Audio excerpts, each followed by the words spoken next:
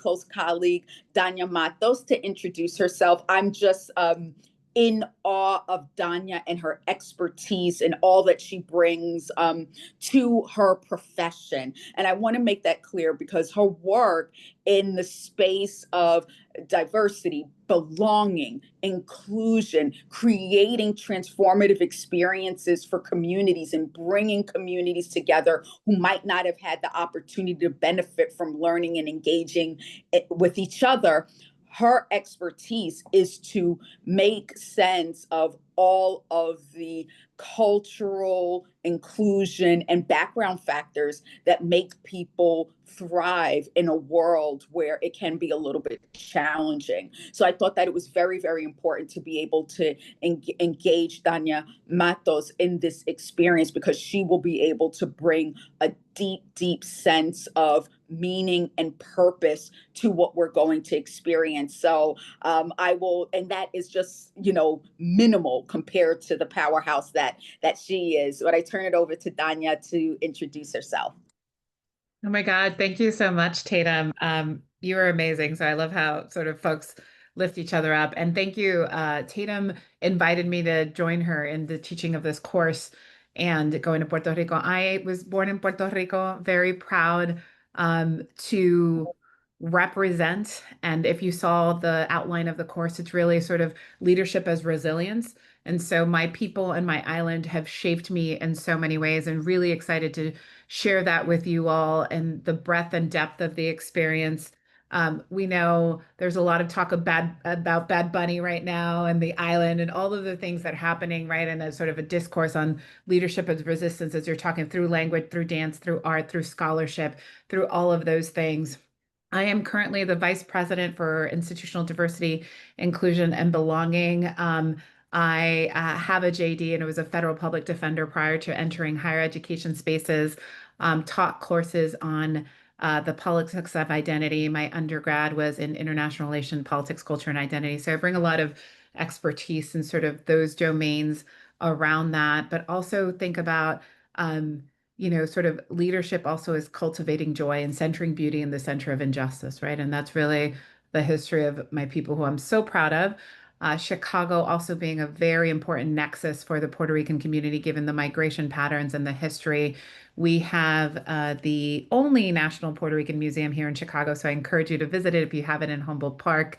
And also, I just saw on Instagram that they're going to be hosting a book club on the book that we're using in our course. So Tatum might be getting to that.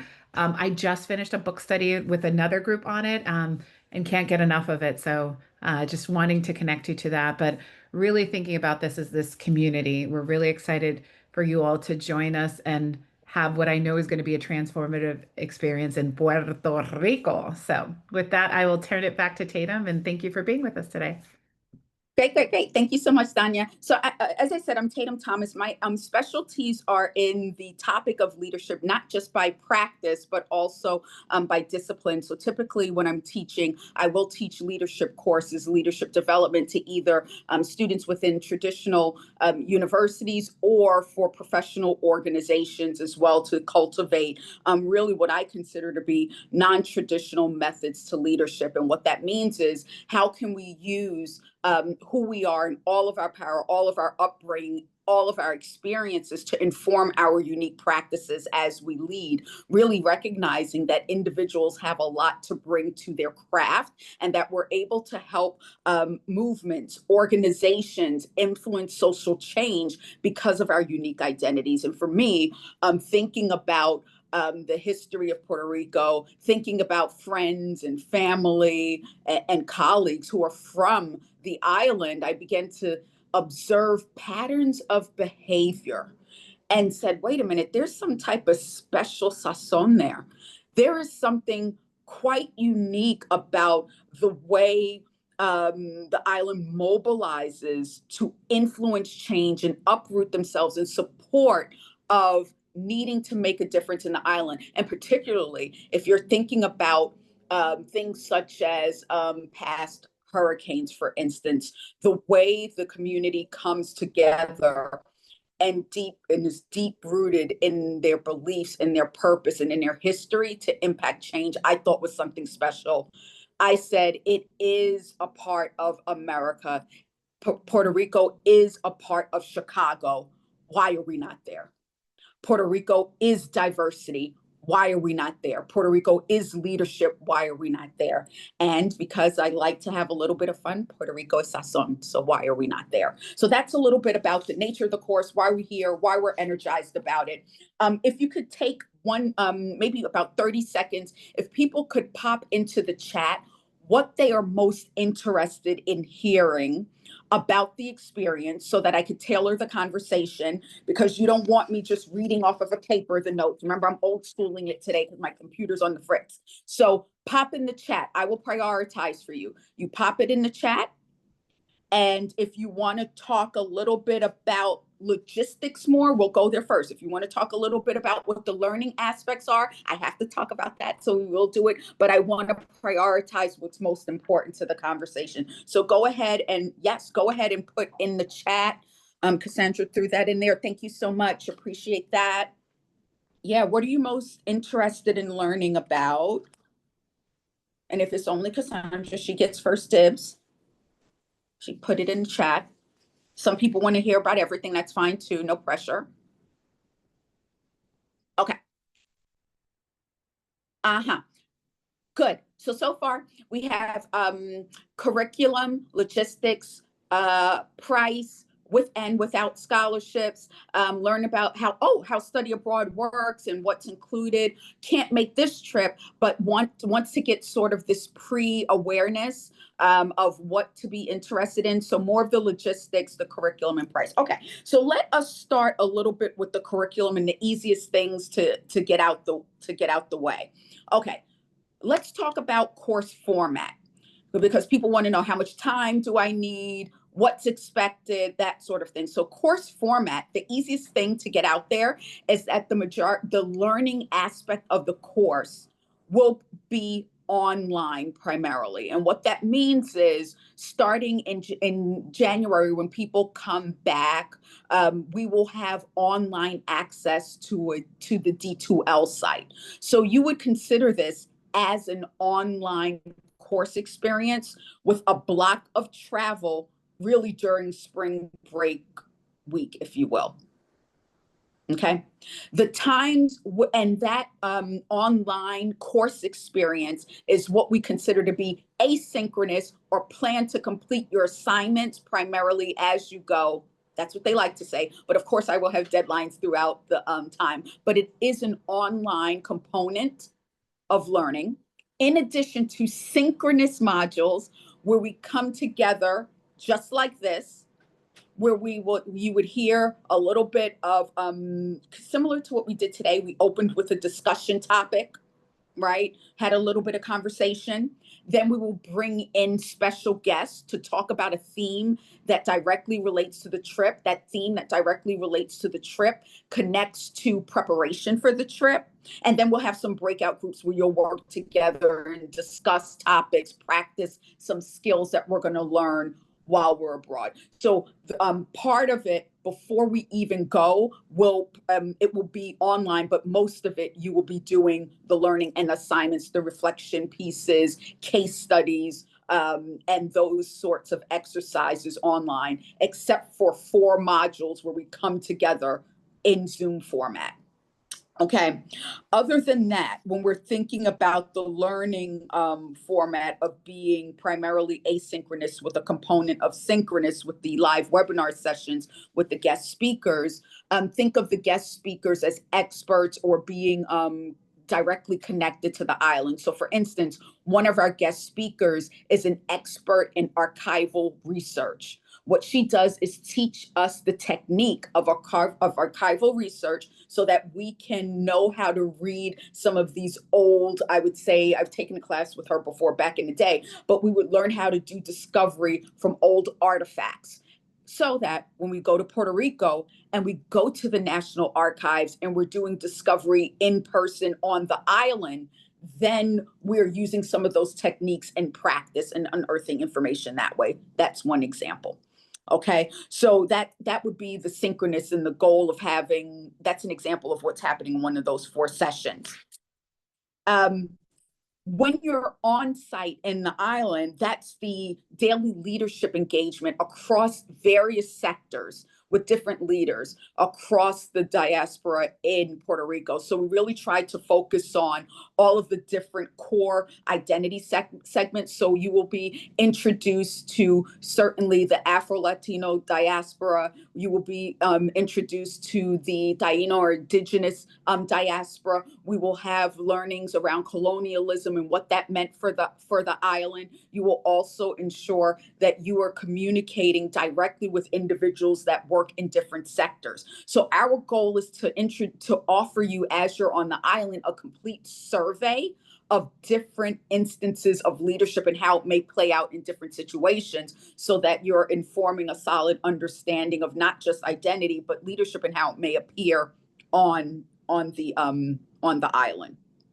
Okay, so we consider it to have a little bit of academic connections as well, because we will be partnering and engaging with a university on the island where you'll be able to meet also faculty from the university and students from the university. So it's really not only being able to engage from a cultural perspective, but really connecting with people from the island. And we thought that it would be really important to connect with students as well at a major university there. That's the general framing of what those learning experiences will be like. But I think the key takeaway there is that it's primarily online, except for 4 meetings before we even leave. And then I need to clarify some points before I go further into the learning curriculum. It's about the oh I see Julie's asking about the dates. So the question there is, so this is a winter quarter class with travel before spring. So Talisa, I'm going to ask for you to help me out with the calendar and how it plays out, if you're still there. I'm still here.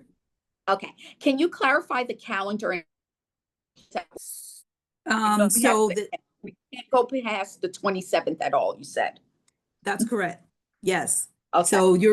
So those travel dates that are listed on the study abroad website, which should read, believe it's the 20th to the 27th, if I'm Yes, remembering correctly. And it's a those- Friday to Friday. yep, Mhm. firm dates. Yeah. Right. So that's the travel, and all assignments have to be due by the 27th, correct? Because the next term starts, right? Well, Yeah, the do you way want to speak that, to that? Go yeah, ahead. yeah, absolutely. So, Tatum, that's actually kind of up to you in the end of things. Good. You can give students the R grade, and it's a less scary incomplete on students' transcripts. The Good. R grade means the research grade.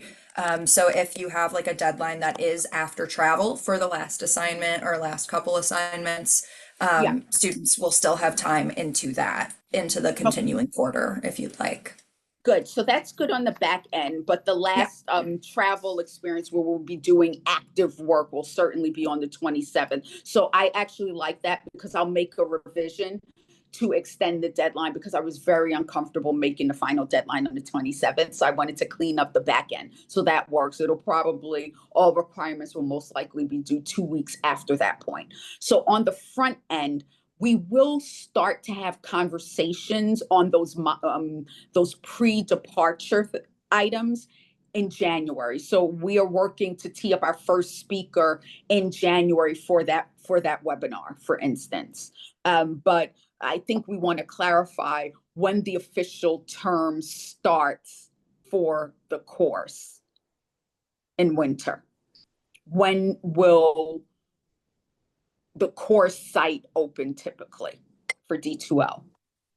So that would be as soon as, I register students and it's made active by D2L, so they'll likely be able to see it right when you make it active as the Yeah. winter quarter is starting. Mhm. And then there is no kind of what's nice about study abroad programs is that you get to decide kind of the dates and when students will meet in person. I know a lot of faculty in the past will send out like a doodle poll or something Exactly. to students saying like, when are you most available? What dates and times are you available? So you can work around the cohort availability. Exactly. So as you can tell, everyone, it's really flexible. What I would be doing is when we come back, I say when we come back after the holidays in January, that's when the course site would be open. And then the first thing that would technically be due would be a couple of weeks after that. So people are working because it's asynchronous to do that work in the online environment. But I would, just like Kat said, send out a poll. When are we most available? What date works best for us to have our session with a guest speaker? So if most of the course is saying, Dean Thomas, are you a little bit crazy? Why are you saying we're going to have this guest speaker on a Sunday? That would be bad, right? So we wanted to try to find the best consensus for the meeting for our guest speakers. If we could keep it consistent, like every, 4 different Tuesdays, because people have other requirements and classes, we want to do that. So that's why we want to gauge the availability. But the course site, you will have access to materials when we come after the holiday break, if you will, when the university reopens. There is a great question that just popped up in the chat.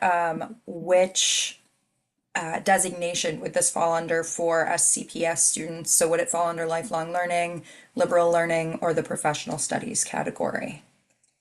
Yes, professional studies. Yes, experiential studies as well.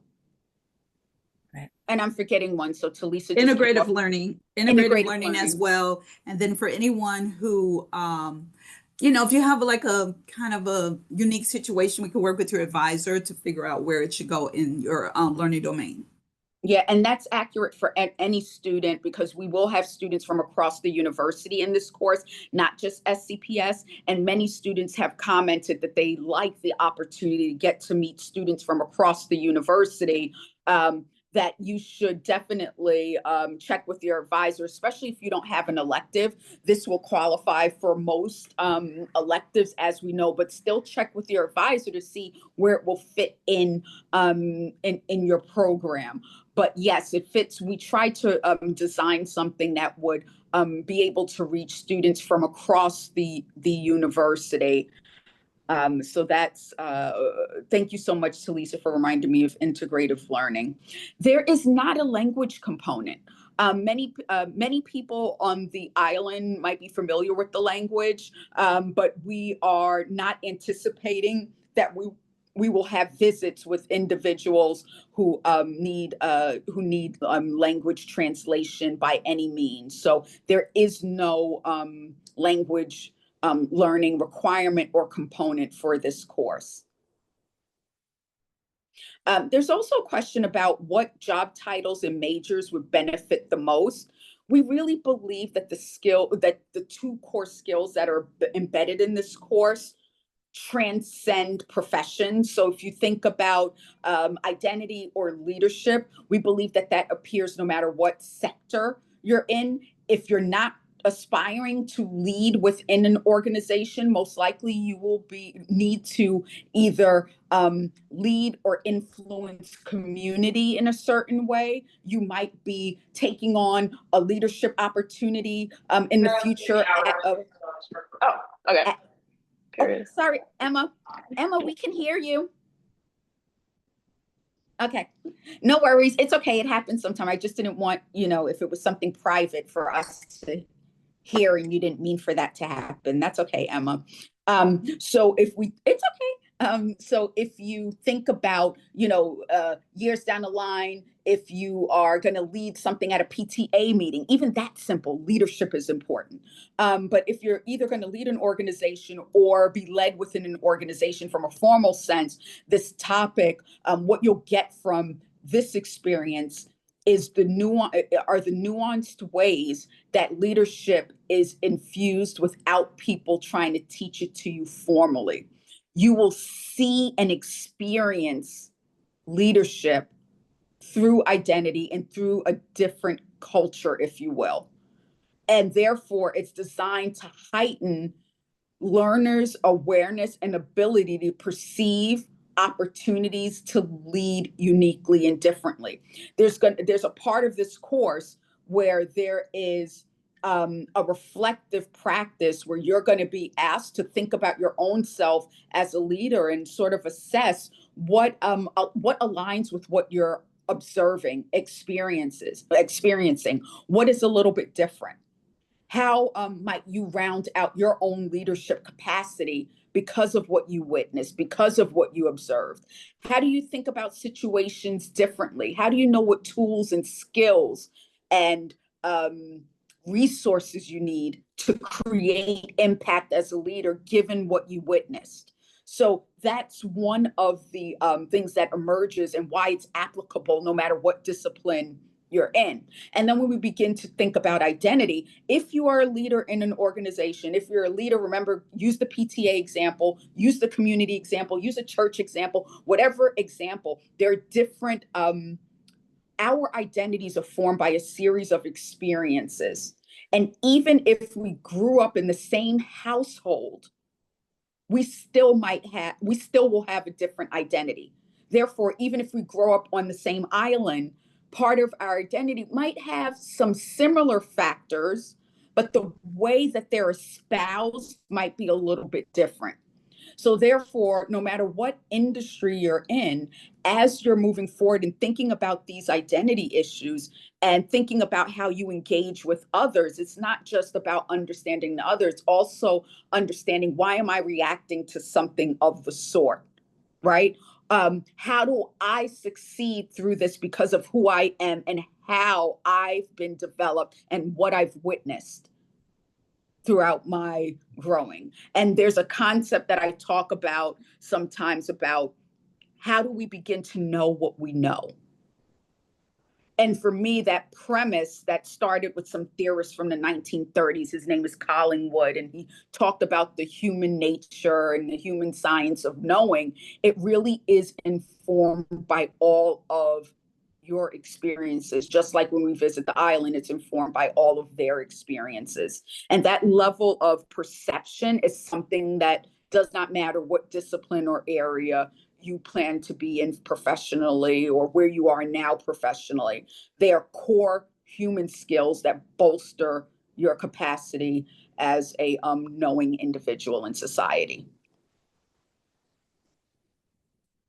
Yes. So, Iman, to clarify, the class that meets 4 times, those are online webinars that are workshops, more of the style of preparing us for the visit. Everything else that you're learning is at your leisure on in the course site online on D2L. It'll be online learning.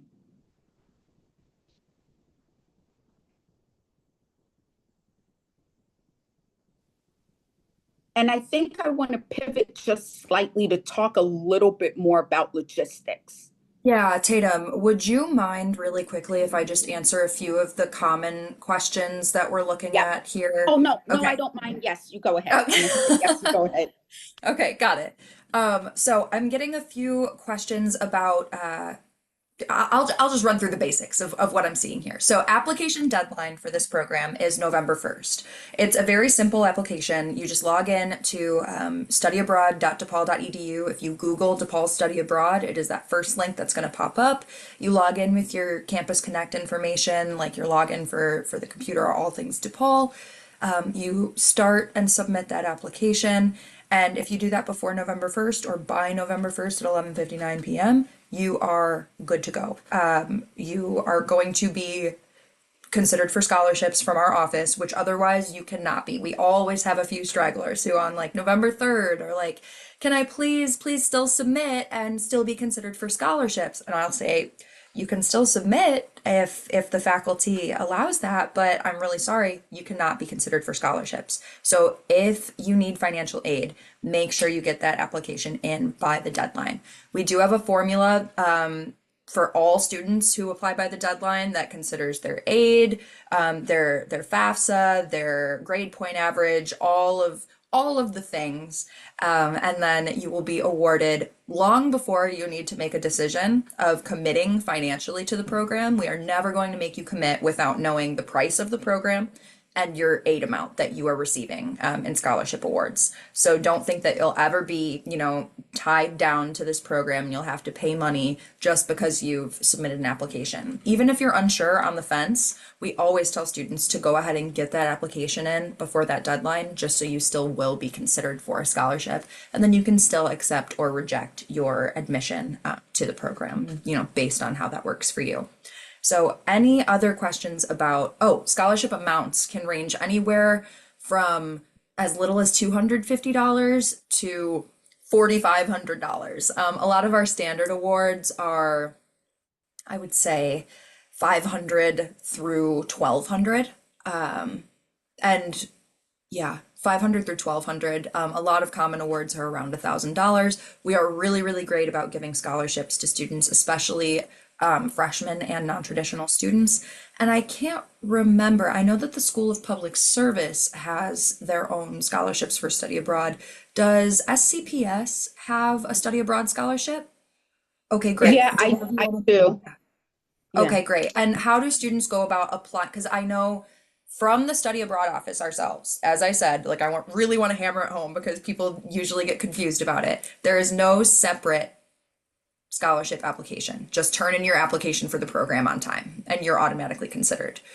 As for the SCPS study abroad scholarship, that is not that Talisa and Tatum were just referring to. That is not managed by our office, and you would go to them for information on that scholarship. So can they find that in Scholarship Connection, in the Scholarship Connect? Yes, Exactly. it's definitely there in Exactly. Scholarship Connect.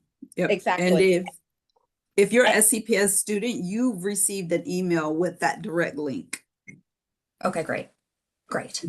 And then I'm seeing a question that says, when will the program cost be confirmed on the website? Within the next week and a half to 2 weeks, it will be absolutely finalized. And again, even if for some reason, which it will not take this long, but say November 1st comes around, you're submitting your applications and things like that, we will never, ever, ever make you commit to a program before you know the cost of the program.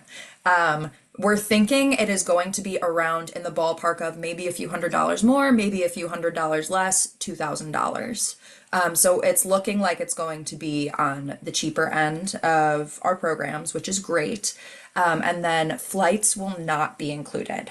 So flights are not going to be included in the program. We will give you a recommended flight or a suggested flight after we decide on, like a good route, if you'd like to travel with other people in the group. But we know that people in their adult lives, things are crazy, things are busy, we all have lives. So you can arrive early if you want.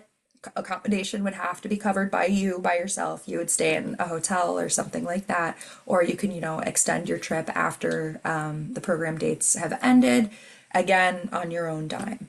Is the program covered by financial aid, excluding flight cost? So this is going to be a kind of helpful breakdown of how finances work for the program.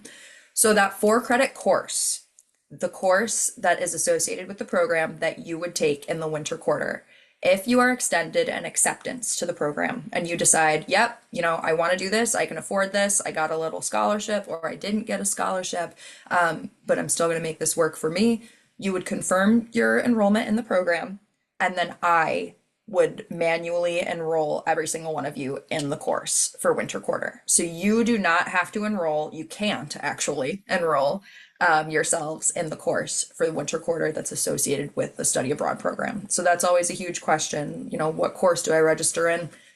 Nothing. You don't have to worry about it. I will do that for you.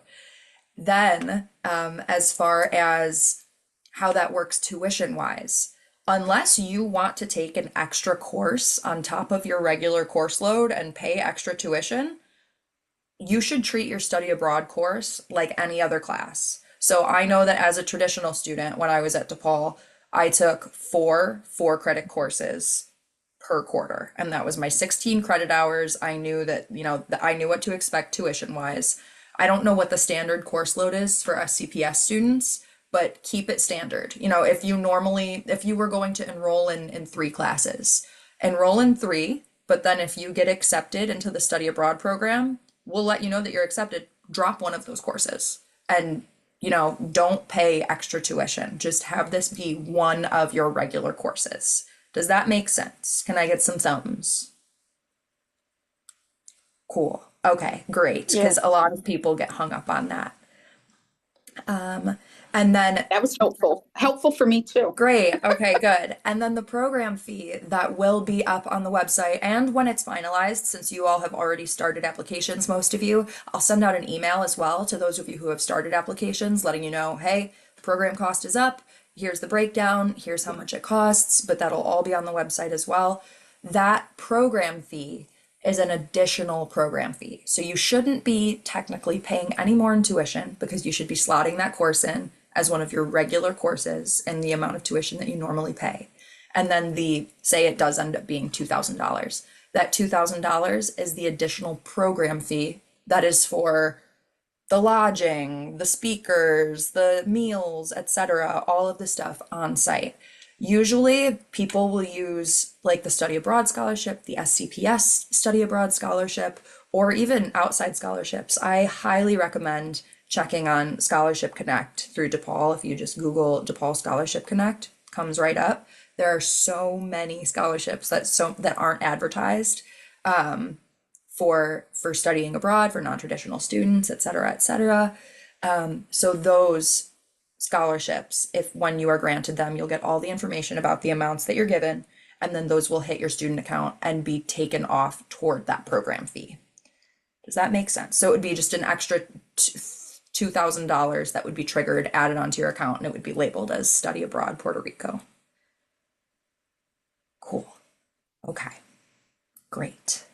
Any other, you're thinking like study abroad things, because those are the main things that people usually get tripped up on. Yes, Cassandra, your login credentials should be the same. Yes, yeah, they will. Yeah. And then graduating on time, etc., swapping things for other classes, that's always something that you want to talk about with your academic advisor.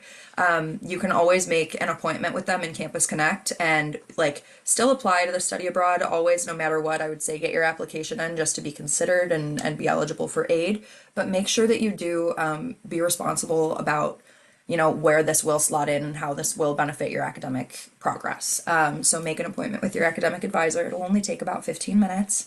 And they'll go through with you and see, okay, we can put this toward this or this or this. Or if you're lucky. Uh-oh.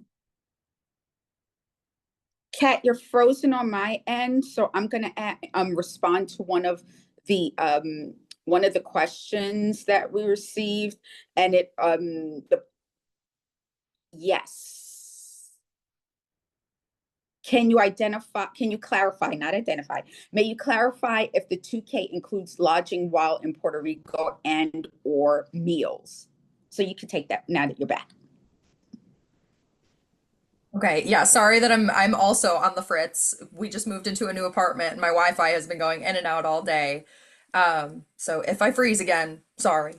But the 2K does include lodging. It includes like a dormitory style housing on a university campus that you will hear all about as you get further into the program.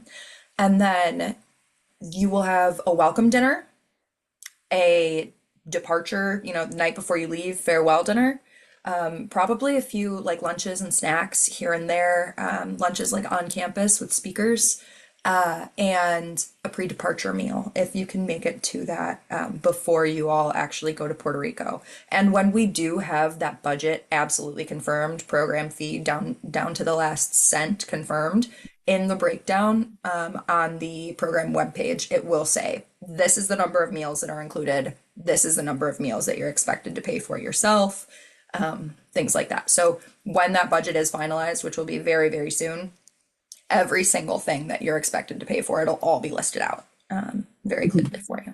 Yeah, and any transportation needs. So I just saw an inquiry about how far between destinations. We're trying not to go from one end of the island to the other, but it's hard. And so, for instance, one visit, at first they told me 2 hours, and then it jumped to 2.5, and then to 3 hours. But it was a farm that focuses on sort of sustainability and looking at being able to source your own food on the island to try to reduce the number of exports. And it was a community organization. So that was really exciting. So if we find a farm that might be a little closer, maybe we won't have to travel 3 hours instead, but we're still, it's almost like a puzzle piece. What cluster of visits could happen on the same day? What might be different? And that could that could certainly impact the amount of travel. But the furthest away so far that one of our plans has gotten us was a variable 2 to 3 hours, depending on traffic. We would coordinate that transportation. And that's in the fee. That's not added. The things that maybe we could respond to this another way, Kat. What cost might students need to anticipate on island? Right? Yeah. That's a different way to respond to this question. I could imagine, of course, if you want to go to the, if you want to go get a cafe, that's on you. But there might be other things that students want to do to, what might they have a cost for? Your souvenirs.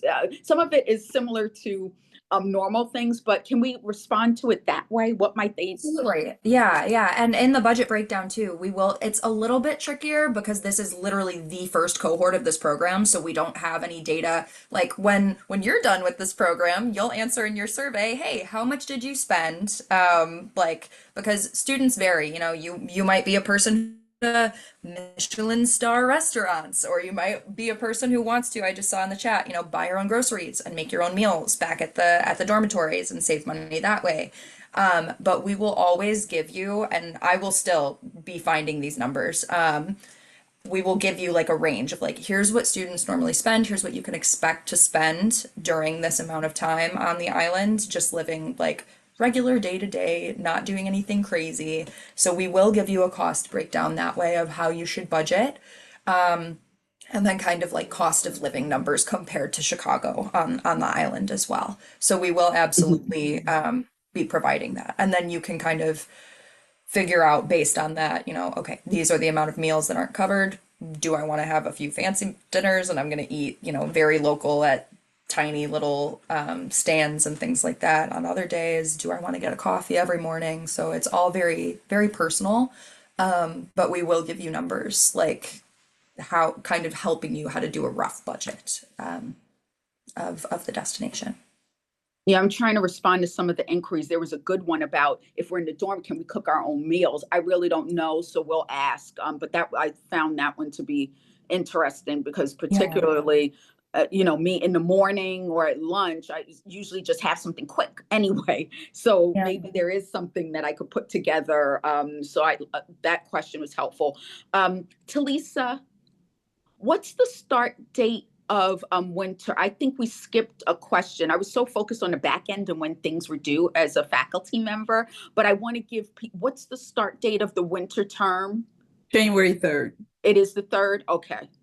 And I do want to make a note really quick. I have our document open from the university that we will have the group be staying at. And I'm looking at pictures of the kitchen areas for like food prep wise. There's a full-sized fridge. You've got like what looks like a little air fryer on the counter, which is cool. Good counter space, microwave, electric cooktop, kitchen sink, etc. So you can very, very well prepare meals for yourself. Yeah.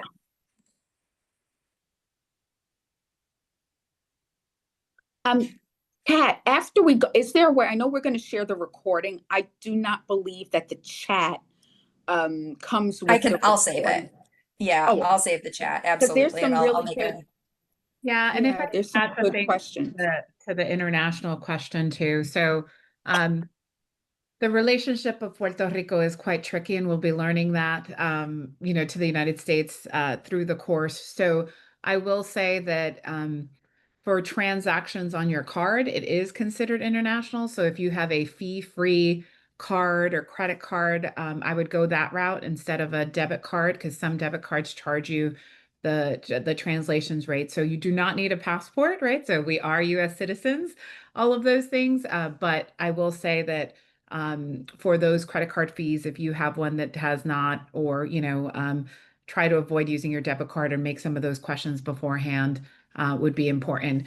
To that point, Kat, in terms of the international healthcare, I don't know how our health insurance classifies Puerto Rico because it's often depending on the convenience and profits as it is often for things. So Yeah, so that came with approving this as an actual program to be able to run. Of course, we needed to figure out the medical insurance aspect and coverage for our faculty and our students. So we enroll you in CISI, study abroad insurance. It does cover Puerto Rico, as far as I know, what we looked into. So we will, regardless, every study abroad program through DePaul, you will always somehow be covered by health insurance. We're never going to have you be going abroad without insurance from the university. So you will absolutely be covered for healthcare. A lot of the time, though, it's good to know, and this will be gone over during like the actual study abroad orientation as well, in the months leading up to the trip. That's more general, where you're in there with students from other programs and things like that. But CISI is more of a reimbursement model. So you would go, say, God forbid, you break your arm, you fall and break your arm. You go to the hospital, you'll pay a couple $100s on site because it's not as crazy as mainland US when it comes to hospitals and money that you're paying at the emergency room.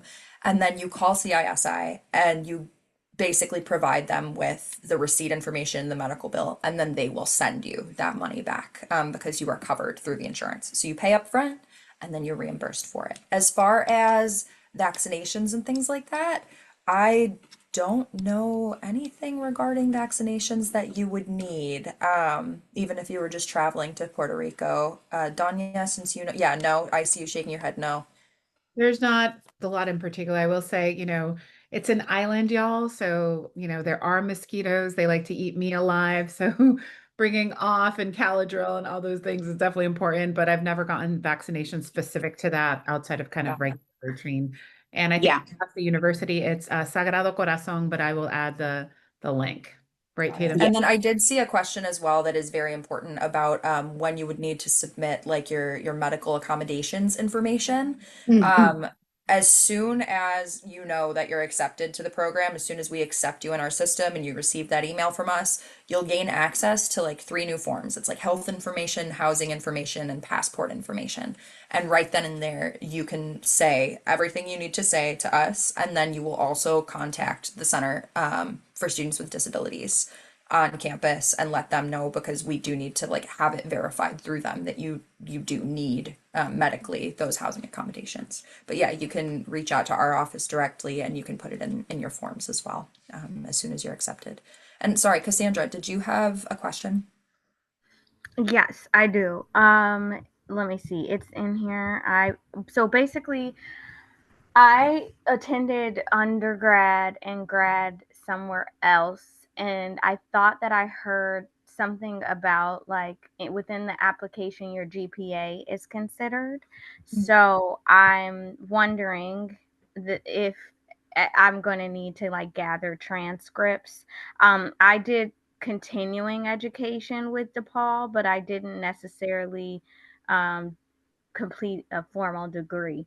So I'm just, Mhm. trying to get a sense of what all will need to be gathered for the application. Realistically, if you're not getting if you don't have like On a degree. graded transcript here, yeah, you can just upload the transcript from whatever your last institution was. And Okay, great. it does not have to be an official transcript. Like if you just have one of like the PDFs that you can download that's Yes. an unofficial Okay. transcript, that's totally fine. Okay. Thank you. Mhm. Mhm. And there was some question. I just responded to it about the location. Are we planning to stay in the same location? And I want to this one brought back memories because we could have been as creative with this trip as we wanted to and give all types of different experiences. And honestly, when I started planning, I was like, we're going to go here, and we're going to stay here 2 days, and we're going to go here 2 days, and we're going to move to this side of the island. We were doing everything. And then remember, I told you, Kat's the manager extraordinaire, in her nice way. Like when she gets you to think about things, she got me to think about one, cost, unpacking and repacking, schlepping luggage all around. Just it would take up additional time to have to move through places. So when we think about and I share that because when we think about creating this trip, we're trying to build in efficiencies, and we're trying to reduce cost and be thoughtful about having a high quality experience as well.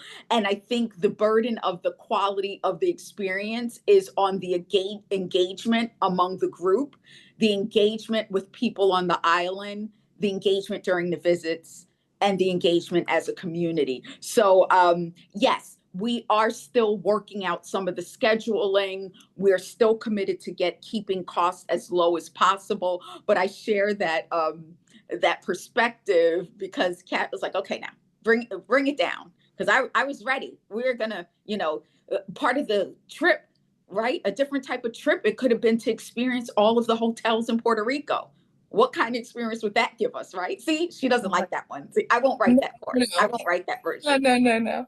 Oh my gosh. And what's awesome too about staying in one location, I'm someone who I did a term-long program when I was at DePaul. I studied in Cork, Ireland for a semester. And I think that it's a really powerful thing, even if it is just a week-long program, to stay in one place, because then by the end of that week, you've got your little favorite cafe that you found. You've got your little, your little lay of the land of where you've been staying. And it makes a deeper relationship and connection with you and the place that you got to go to, rather than, touring 5 different cities for a day and a half each and not really feeling connected or integrated at all into the environment that you're in. So yeah, it's definitely like a deeper experience. Yeah. And you won't be so tired from sitting on the bus and lugging suitcases and all of that, as Tatum said. So true. Kat, question. People try to ask this question in the chat more than once in different ways. Okay. And yeah. I'm not prepared. I promise everyone on the call, I'm a fun person, but sometimes I have to think about when to get the fun in. So people are asking, will they have time on their own? And is there time for fun? But our whole course is fun. All of our activities are going to be fun too. But I get it. You want downtime, and there's a lot. Yeah, that's not the type of fun they're looking for. So hey, there is fun. We're going to do some bomba dancing. We're going to do a whole bunch of things. So I think they want fun without us. I think. Of course, I get it. I'm just saying we are fun. We're fun. Yeah. So I'll just preface it before Kat answers from her perspective. You also have the opportunity, the course on location dates are March 20th, March 27th. If you want to go a day or two before, stay a day or two after, that would be something separate. We could certainly follow up with our university counterparts to see if there's a way, if people wanted to, stay there on their own, we could figure that out. Or you could get a locale of your own choosing, but you're free to go on the front end or the back end. Just let us know so we know when to expect you.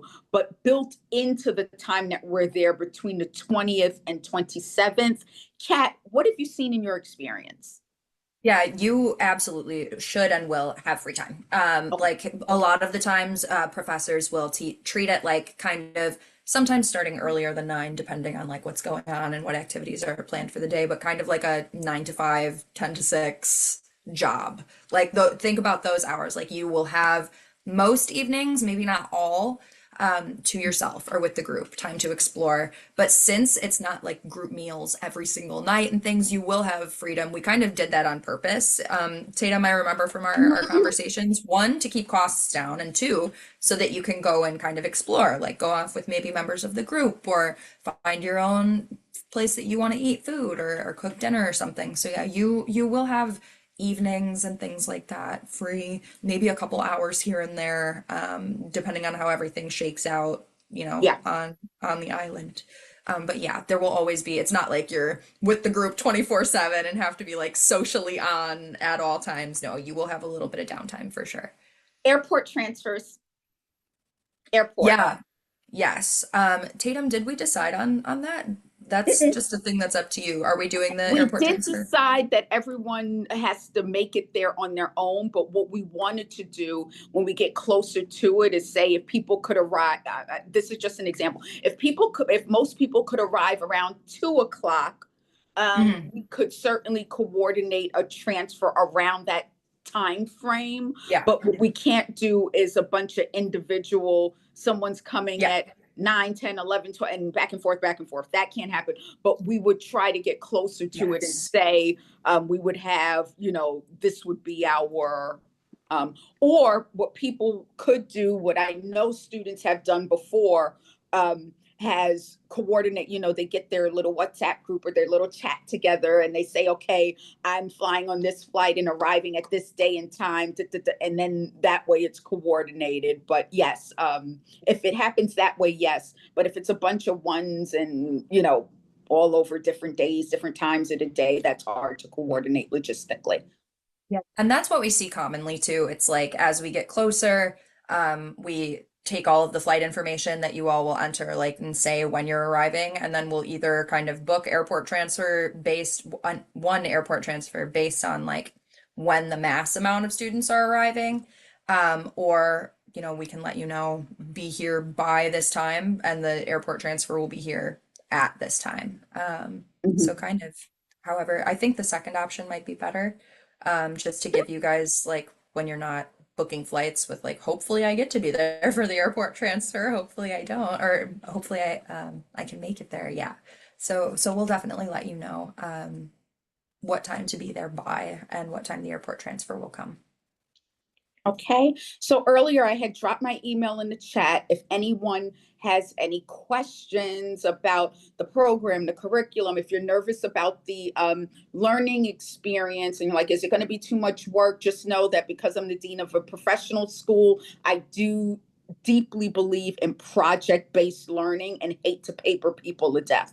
What that will look like when I taught my leadership course last winter, for instance, the final project was a podcast. The written documents were the script, some analyses of theory, so on and so forth. I'm thinking of doing something very similar this go, perhaps another podcast, but I'm also looking at you all creating a album as a record album, but it would still have to be with theory. Your songs would have to be informed with theory.